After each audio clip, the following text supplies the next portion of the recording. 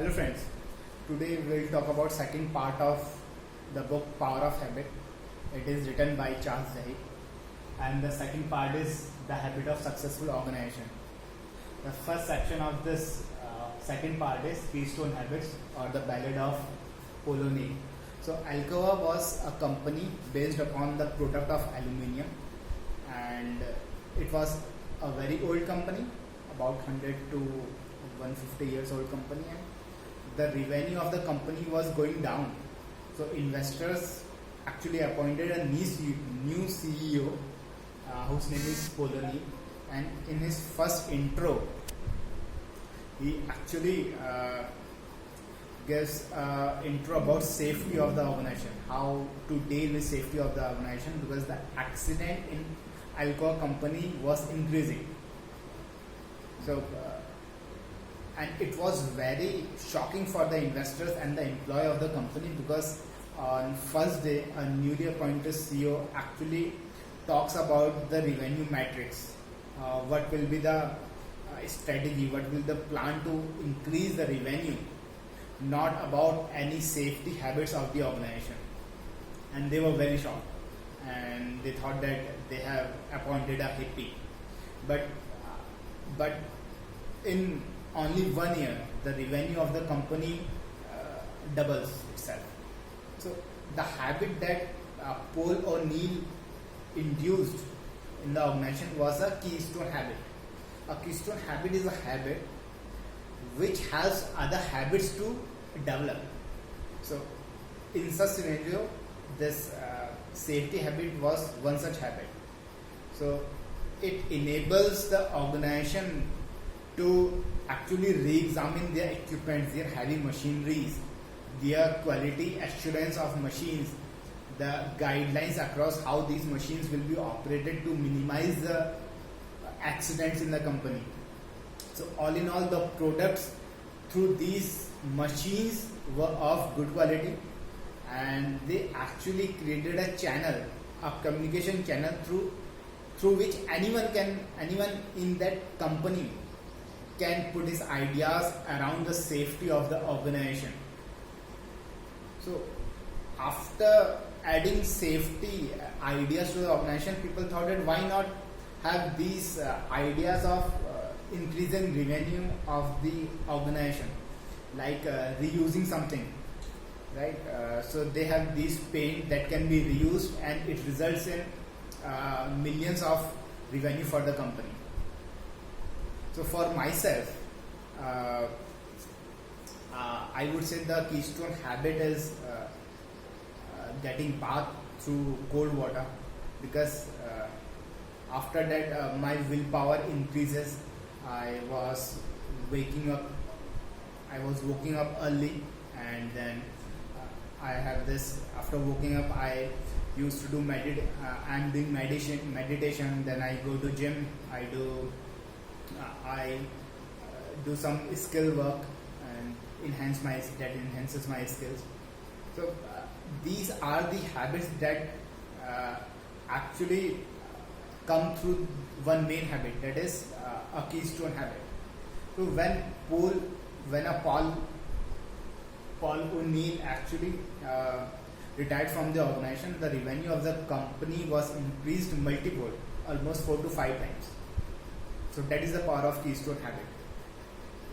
The fifth point is Starbucks and the habit of success. So here actually Starbucks is known for its coffee, but the author says that it is known for its customer satisfaction, customer services, and the employee of this chain are actually high school graduates or doing high school, and they are not mature enough to practice willpower, and in any stressful situation they actually lose their coolness and sometimes they misbehave with the customer. So one such accident happens with the lady, and there was news all over media that the employee of the organization has written some bad word for her in the personalized cup. So although the company was running these media campaigns in millions, but these accidents, these type of news can uh, actually give a bad impression of the company.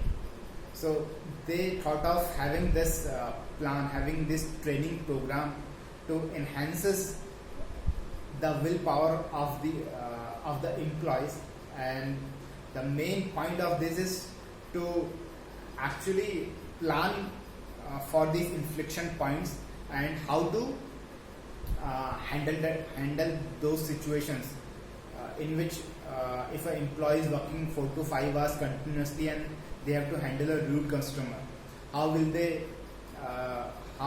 act at that time? So they already practice that. So in that way they are actually planning for the future at this current time.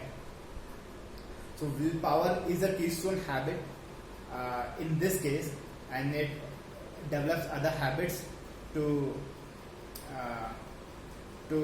for the organization and for the employees. The sixth point is the power of crisis. So the author tells us about in time of crisis, the leaders actually comes up with those habits which can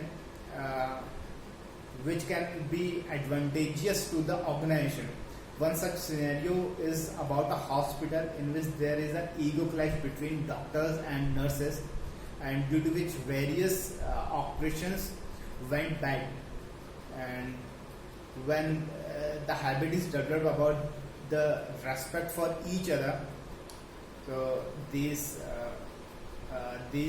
misfortunes, accidents actually went away, and that hospital now has a good name in that area. Second was there was a underground railway network which caught fire due to the habits of various departments associated with that underground train network.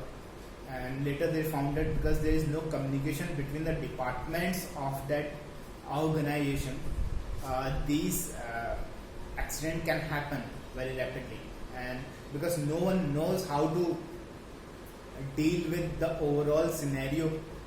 So after the accident, they actually appoint a manager which deals with the customer safety of that organization and who knows how to deal with situation if this accident occurs. The last point is how target knows what you want before you do. So their target is actually a retail chain in US, and it actually processes huge data, and they actually know what customer will buy based upon the shopping habits of the customer.